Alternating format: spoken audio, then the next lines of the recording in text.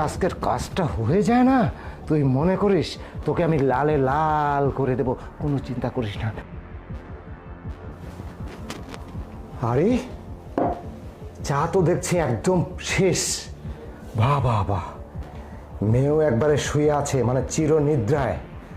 আর আমার ওয়াইফ, সেও চিরনিদ্রায় শুয়ে আছে। হ্যাঁ, আমাকে অনেক জ্বালিয়েছিস তোরা। মা তো আমাকে জ্বালিয়েছে, তোর মা, আর তুইও আমাকে সবসময় কঠোরভাবে রাখতিস যে আমার বাবা কোথায় কি করে না করে।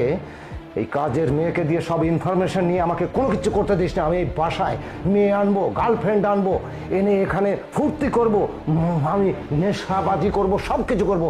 অথচ তোদের মা মেয়ের কারণে আমি কোনো কিছু করতে পারি না, আমার জীবনটা বিষিয়ে উঠেছে।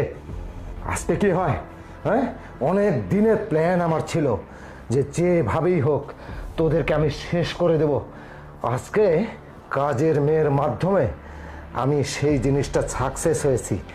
ঘুম পাচ্ছিস? চিরদিনের জন্য ঘুম পাড়। আমি এই সুযোগে একটা কাজ করি। ন্যাকা তো চুকে গেছে, দেখি আমার যে গার্লফ্রেন্ডটা আছে না, ওকে একটা ফোন দিয়ে বাসায় ডেকে নি। কি ব্যাপার, আমার ফোনটা কোথায় গেল? বাবা, এই যে তোমার ফোন। এই যে তোমার ফোন, না? এই কাকে ফোন দিছিলে, দাও। মা, তুই ঘুমিয়ে গেছিলি? হ্যাঁ, ঘুমিয়ে গেছিলাম। তোমার ভাষ্যের মধ্যে চির নিদ্রায় নিদ্রিত হয়ে